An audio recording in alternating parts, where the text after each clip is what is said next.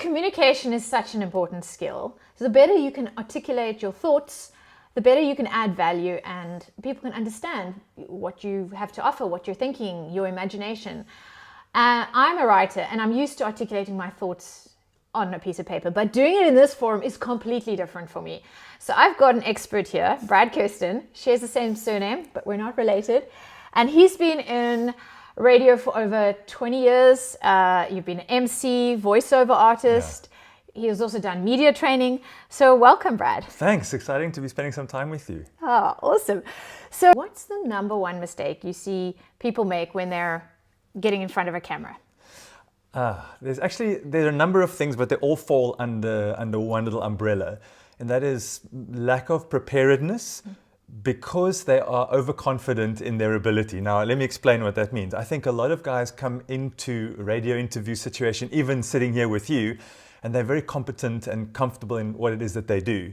But unless that they've prepared really well, they're not ready for the stress of the moment. So I've had the opportunity over the years to interview people from all walks of life, and you might find the CEO of a big company. He's great speaking to his staff, for example, or inspiring people, but the moment you get them behind the microphone or camera, something starts to happen and they get nervous. I've seen guys sit and shake behind the microphone, and in that moment, their lack of preparedness, because they're almost overconfident in their own skill, ability, and understanding, they almost start to come undone. In interview situations, your answers are vital, and mistakes can really count against you, because that's an issue of integrity. And look, depending on what kind of interview it is, it could really drag your name and your company's name through the mud. So I think lack of preparedness is a massive thing. I've got these 3 P's that I always hold on to. It's like plan, prepare, and practice. And these are systems, and when you run your systems, even when things are difficult, stressful, people ask a difficult question, you fall back on your systems, and if those systems work well, what it is that you're trying to articulate and communicate comes out right. So I think a real lack of preparedness is often a massive obstacle to success behind the microphone in an interview situation. And how would you say people prepare? Because what exactly do they need to prepare? Is it if you've sent them questions that they need to prepare their answers? Do you do that typically, or do they walk in blind and they don't know what you're going to ask, and how do they prepare in a situation like that? I think getting the questions is very important. So sitting down and understanding what it is that you want to do. You need to have a reason why you're there. What is the goal of the conversation? Like at the end of these 2, 5, 10, 20 minutes, this is the outcome that I want as the interviewer. Now, your guest doesn't know that. So for them to understand what is the angle of the conversation, this is the direction I want to take the conversation in. And then getting questions out there really matters, because that starts to get your mindset prepared. How you start, I think, is so important. People start to listen to you and they say, oh, he clearly knows, or she clearly knows what they're talking about. So that preparedness is so important, because how you come in the beginning of that interview is so vital. I've often said to students that I've worked with and guys that I've coached is when you have the intro right, when you start powerfully, you draw people in depending on how you go about doing it. So much so that you actually start to get grace credits for later on in the interview or later in the conversation. Even if there's a bit of a slip up, you've already entertained, you've told great stories, you understand your audience and what the goal of the conversation is. So when you come out on the other side, you've achieved what you want to achieve, and that makes you way more enjoyable to listen to. And even if you make a mistake or slip up, everybody will be, oh man, that's okay, because you've given yourself almost those grace credits from starting really well and preparing really well. I think natural conversation is great. There's always a place for that. There has to be. But unless there's some kind of preparedness, there's no real idea of where the conversation is going. And that's where things go on a tangent. The person that's the interviewer is not taking you back, because the interviewer has to continually stay in control of what's being said, because you want to end up all at the same place. So if I know where you're going and you know where I'm going, we can do the dance together. That makes complete sense. So, and when you're talking about having a script, how much leeway do you give to people to go off that script, and how do you bring them back, for instance? Yeah. If you are the interviewer like you are, you need to be in control. Sometimes you sit together with somebody that's, I don't know, very strong personality, or they have their own idea of what it is that they want to actually say. Sometimes you'll find, and I've had this experience over the years, sometimes an artist, I'm not saying it's only with musicians, but sometimes they have got their own agenda. So they'll try and take it down that path because that's where they think they're going to get the most leverage, because they might not think you might not go there. So it's the role of the interviewer to stay in control, to take the interview where you want it to go. But there's a lot of things you don't know. You do a lot of research before you spend quality time with someone in an interview situation. So you get to know, and of course now social media, and you can find anything pretty much about anybody. So that creates a lot of content for you to delve into. But every now and again, they're going to jump in with something that you had absolutely no idea about. And those moments are gold. Those are the real things. And then as you go along, just to follow that thread, as long as it's in the direction that you want to go. If you feel, look, I'll take a left turn here because I think we'll ultimately get back, then you do that, and that comes with experience. But having a plan in place is essential, and I think that's where a lot of conversations go in the wrong direction. But there has to be some leeway, yes, for a good old conversation. Don't miss out on that. Yeah, and so for someone beginning on YouTube and a podcast, what's one of the most important things they need to concentrate on? Is it their tone? Is it the pacing? Is it something else? Where would you say they start? Actually, it's none of those things. When people start a podcast or a YouTube channel, I think they waste a lot of their time and energy on the stuff that doesn't matter. Like, we need to make sure the logo is just right. And what is my thumbnail going to look like? And they work on all of those kind of extrinsic things. The point is, you're really up against it in the podcasting space. You might not believe this, but there are 200,000 new podcasts started globally every single week. Wow. But the problem is only about 30% of those will actually regularly post, and very few podcasts ever get beyond the 7th episode. So it's something that I've dubbed pod fade. So you start well and you're enthusiastic and it fades. In terms of YouTube channels, there are about 115 million YouTube channels, but out of those, only about 40% of people post regularly or upload regularly. So consistency is the key to being good. So if we spend time worrying, is my tone right? How do I speak? We're going to get lost on the fact that we need to first have a plan. So one of the things you find with guys starting out is that they actually don't really have a vision for what they're doing. Like you would have a vision statement for your company or your organization. I believe when I train podcasters and radio presenters, your show needs to have a vision. What is it? What is the reason you get behind the microphone? Ultimately, there's an overarching vision that you want to achieve. And then with every episode needs a goal. At the end of my 10 minutes, 20 minutes, 1 hour, and obviously longer, at the end of that time, this is where I want to take the listeners, the journey I want to take the viewers or the listeners on.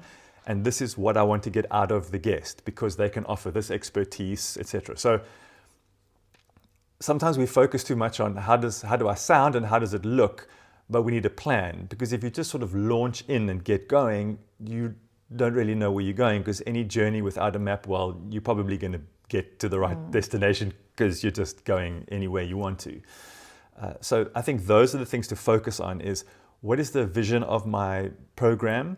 And where's it that I want to take the listeners at the end of every episode, and then start to plan that. And once that plan is in place, then we can start to look at these other things. Sometimes we get lost in the idea of tone, but at the end of the day, your authenticity is very often what draws people in. Back in the day, radio presenters had to have a particular sound. Like, those days are over. Podcasters don't have to sound like radio presenters. They just need to be people that know how to have a conversation with other people that share the same interests, and you draw them into your niche. Speaking slowly is always an excellent idea that gives everybody an opportunity to listen in, and developing confidence in what it is that you're talking about. Most podcasts and YouTube channels start with somebody sharing a passion of theirs, so it comes naturally.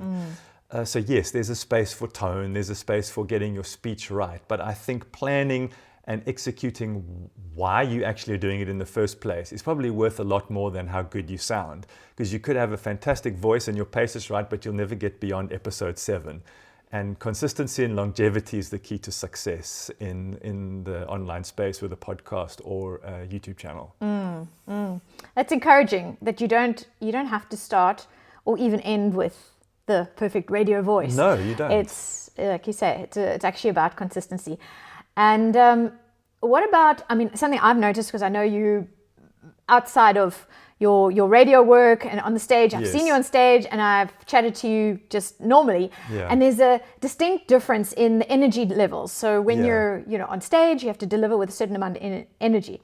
And it's not that you're being inauthentic. So what can you tell us about the energy levels that you need to bring to radio or podcast or on stage to keep people engaged, or what is the reason for that difference? Yeah, you mentioned energy. That's kind of my thing. I've been in breakfast radio almost my entire radio career. Like for 99% of that, it's starting people's day.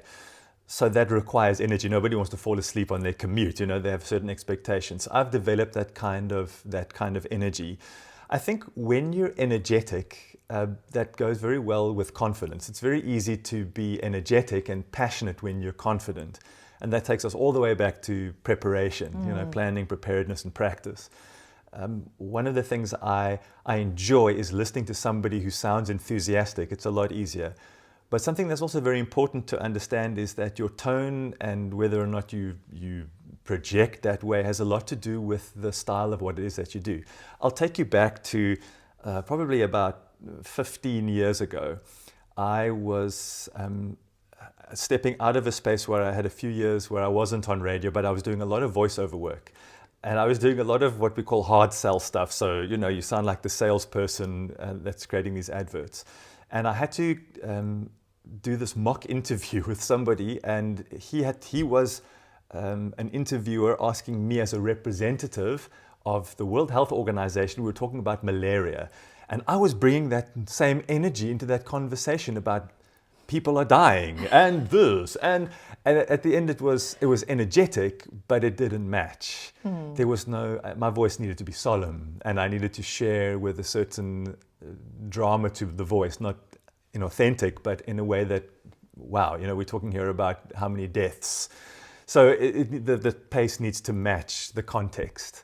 And that's something that I'll never forget. And I share that story often because that's not what we want. We want to make sure that how we have a conversation is in line with the nature of what we're talking about. So if you're on stage, you need to bring a certain level of energy because that's what draws people in. And there's a place for that in radio and even in podcasting. But ultimately, people really just want to hear a great story told well. And that could be done really quietly with very little energy or enthusiasm because that's what the moment calls for. But there's certainly a place for being energetic, but everything in context. Yeah. So one of the things I wanted to ask you about is the filler words. I know I'm guilty, the ums. And when I'm chatting to my friend, I'm very relaxed on voice notes. I say, a lot, How can we be cognizant of that? Are there any tips or tricks just to try and reduce the amount of filler words we use? What's really interesting is I'm very aware of filler words. We call them verbal crutches, and you're absolutely right, they're filler words. I'm aware of mine, so I know that sometimes I drop in an sometimes I drop in a so, but what I tell people is you need to listen. So recording your voice, listening back to your recordings, and then being quite brutal and saying, these are my filler words. You've acknowledged that you have some, and that's a difficult thing to acknowledge. We somehow want to be perfect, but somehow we're also just okay with using filler words in general. When we're behind a microphone or behind a camera, it becomes really difficult. Don't be afraid of silence. Just a pause in the right place at the right time. Rather leave a bit of silence and think of your next word than your way to the next word. You're really just buying your brain time to think of what it is that you want to say. So if you're really well prepared and well versed and well practiced, these little filler words will become less. But you need to be prepared to listen back, but don't get distracted. I've been in a situation where I help guys pick filler words, and then they become so obsessed with it, they are not talking properly because they're thinking the whole time of where they're making a mistake. The best thing is just to listen regularly to your recordings, pick them out and say that's one or two or three. It's not the end of the world, but when they become your crutch because you're not sure what's happening next, you want to eliminate those. And then I think you need to also just think a little deeper about certain words. Some that come up very often are the you-knows, but the other ones are adjectives. People say, super meeting you. It's been a super day. It was a super outing. Everything was super. There are other words to use. So be a little bit more imaginative. awesome, it was awesome, it was awesome. Those sneak in, and what else can you use in its place?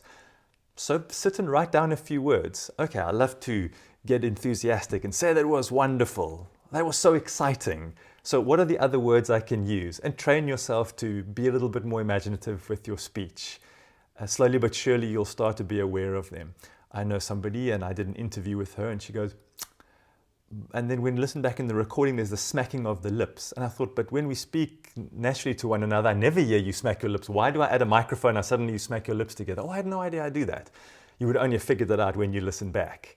And then you become aware of it. Don't do that. And then you move forward. But don't become so obsessed that you lose focus because all you're thinking about is what you're saying. Slowly but surely, if you're not afraid of a little bit of silence, that works really well instead of a and a ah. I've heard that when people pause, they actually can seem more intelligent. If you ask them a question and they're thinking about it, sometimes you think you have to answer, but actually give it a pause and someone might think that you're a little bit more intelligent than you are. Yeah, so now switching to someone behind the microphone like me, I'm really new at this. What is one of the biggest mistakes that you find interviewers make? Some of the biggest mistakes from an interviewer is speaking too much. You haven't done that, but it can easily creep in. At the beginning of a program, they'll do an intro for 2 minutes. Then they will ask a question that just goes on and on and on.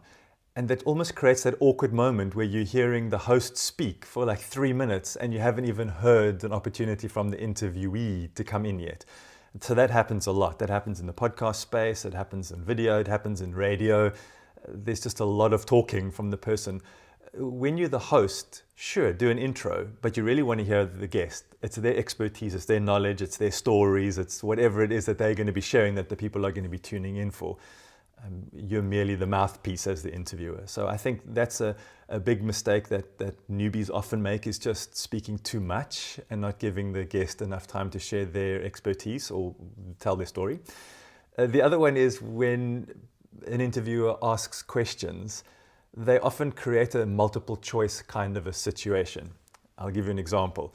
So how long have you had this podcast? Is it your first episode? Is it your second episode? Have you been doing this for a while? Do you create a multiple choice? Oh, the B. So what you really want to do is you just want to ask, so how long have you been podcasting? Let the person create the answer. Don't answer in your question. So more open-ended Absolutely, questions. Yeah. Sometimes we get caught up in a yes or no potential, sort of a closed question. But if the person you're speaking to is interesting enough, they'll go, yes, I agree, but let me just also, and then they'll get into the conversation further. So it doesn't necessarily mean that's the worst case scenario, but the idea of answering or giving the person a list of potential answers instead of just letting them answer it for themselves, I think those are some of probably the big ones. But just create the platform for your guest to shine. Awesome. I'm going to read this quote from Myron Golden. It says, "The fastest, best, and most thorough way to level up your life is to level up your ability to communicate." So I don't know if you agree with that, and I want to ask if you've seen this in real life, whether it's someone earning more because they can communicate better in the business space, or whether they're able to.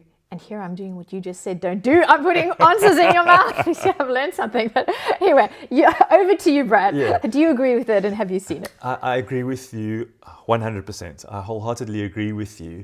People who communicate well almost automatically more interesting. If there's a certain level of confidence that they have, if they're a great storyteller, they draw people in because of the way that they speak and the things that they share. I've often said communication, or great communication, is essential leadership skill. Any leader needs to be able to communicate well.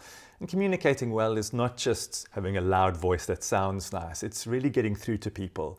It's communicating and understanding tone. It's being thoughtful and well-read. So you mentioned, could they get paid more? I think so. I think people who communicate well naturally draw other people in, and they're naturally almost more interesting. Sometimes you also get great communicators that can really take you for a ride. I mean, we've all been in a situation where we've sat and someone sold us something. We're not quite sure if we really needed it, but we loved the way that they spoke, and their sales pitch was so excellent. I think if somebody can communicate really, really well, they will inevitably do better than others. Someone who comes across as shy or introverted to the point that they don't have belief in what it is that they're saying, it's hard to take that person very seriously. And sometimes you even feel like, oh, shame. Not that that's a great response, but that's often how we feel. But if someone communicates well, they've got great tone and there's enthusiasm and passion and understanding, I think it makes them immediately more interesting. Yeah, for sure. And I'd love to just grab some highlights of your career. Like, if you can think back, I mean, you've shared a couple already, but yes. Like whether it was radio presenting, on stage, just a couple of things that you really loved or found particularly interesting. I think some of the best moments that I've experienced personally is when the audience is really receptive to what you're saying. I think it comes from, I know I harp on these things because they're really powerful, but it's that sort of plan, prepare and practice. And when you can start to see those things come together, so maybe a good answer, not necessarily so personal and from an experience, but I've noticed that if you can really get out there and start well and get the crowd or the audience involved in what it is that you're saying, and you know, we all have these days where the joke is not so funny, but the day when the punchline hits. So those are really the best moments, are when you can really get the audience to buy in to what it is that you're doing and to have fun. And that creates more energy from me, and then you really enjoy yourself even more. So I think from speaking, those moments are really good. But you've got to be prepared to work hard and to prepare well and to step out there and trust your systems. From a radio perspective, it's way more personal to me, and I love interviewing people. I've done it so often. I'm in the talk radio space. I love it so much I've written a short book about interviewing. Authenticity always wins when it comes to conversations. I've had the privilege of speaking to from Grammy Award-winning artists to Olympic sports people to politicians and high court judges and just regular folk, you know, like you and me. And in those conversations, that authenticity, someone that just tells you something about the work that they did in the community and the life that they changed, in just sharing what they do. Those are really the best moments. Authentic people telling great stories about their lives. Those are the things that draw you in. Those are the things that are great to listen to. And if we have to take it to a top sports person, when they tell you stuff that happens behind the scenes, that happens in the change room or on the practice field or something like that, those are the things we enjoy most. So drawing a good story out of somebody, those are my best moments, when you just listen and you have a tear coming down your face. I had that even 2 weeks ago. I was speaking to someone who serves refugees, Syrian refugees in Lebanon. Wow. And just hearing some of the stories and the way that they tell it, I had to take a break between my questions because I was literally so choked up. So I think those for me are the best moments. It's the human moments, the moments of connection, and I think there's something about being in the room with people like this. But you've also behind the radio, when you're recording a show, pre-recording a show, how do you prepare yourself to, like you were saying on stage, you when people resonate, when the joke falls, it resonates well, and that's really great. But if you're presenting something, just what are tips to come across maybe more naturally, or how do you handle that? I think to be yourself, we might want to emulate somebody else. I think there's a lot to be gained by just being you. I mentioned authenticity a little bit earlier on. That's really lacking in this world at the moment, because we think the only way we can be somebody is to be like somebody who has already achieved what we hope to achieve. There's room for that. I think it comes down to work ethic and possibly other things and needing to sound like them. This world is full of imposters and fake news, and we're confused about what's artificial intelligence and what isn't. I think the human connection is something that people are yearning for more than anything in a fairly artificial world. If you can just connect with people, there's so much room for an audience to listen to someone who knows how to get the best out of somebody else. So be authentically you. Don't think there's something wrong with you if maybe you are that way. That could be the quirk, the thing that makes you enjoyable to listen to or that draws people in. Yeah, just be you. It's fantastic advice. And lastly, just to finish off, if someone decided they want to get behind the mic or they want to get onto YouTube and they want to practice something that they can do every day for the next 7 days, next month, something that's going to make a measurable difference, what is one thing you'd say they should get started with? I would recommend a mentor as actually a first step. So that could be even somebody who doesn't know you. It's not somebody that you have to walk a one-on-one with, that you meet regularly. If there's an opportunity like that, absolutely. Find somebody who resonates with you. I have two. I'm South African, so from a South African perspective, Douglas Kruger. He's an African and South African speaking champion. He's a very successful author, and he's one of the most eloquent people I've ever heard, just naturally in conversation. So I follow all of his stuff and I watch all of his movies, and I obviously don't want to be him, but there's a structure to his speeches that I love. So I've adopted some of these things from an international, and people would probably know Les Brown really well. He's a world famous motivational speaker.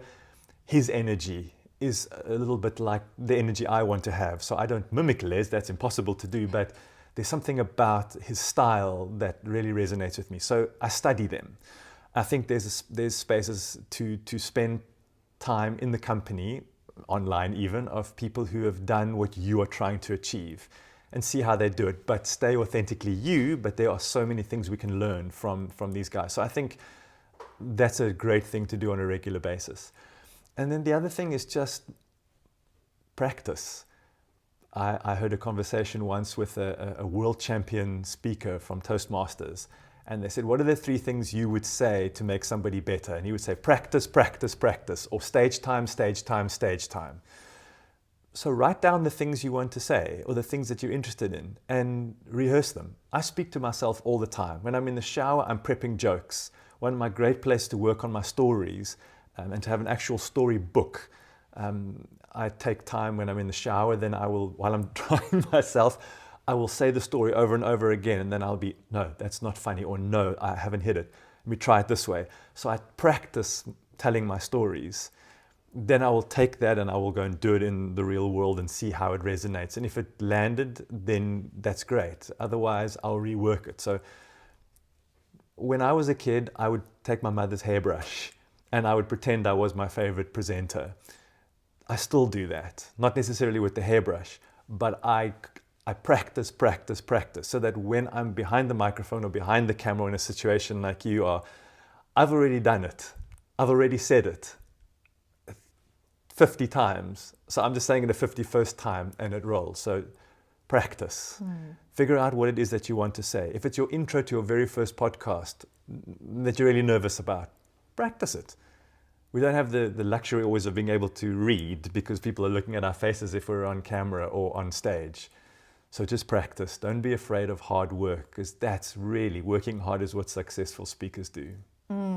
Striving for excellence and knowing that you can keep improving. I'm hearing from you 100%. that you've been doing this forever and yet you're still striving for another level of excellence. So that's really All the inspiring. time. Yeah. Thank you, Brad. Where can people get hold of you if they're interested to know more? Well, I share a lot of tips pretty much every day on the topics that I'm passionate about on the social. So on Facebook, at bradkirsten.page. And that's probably where most happens. On Instagram as well, Brad_Kirsten. But bradkirsten.page is probably the best place. And bradkirsten.com, I share a lot of stuff.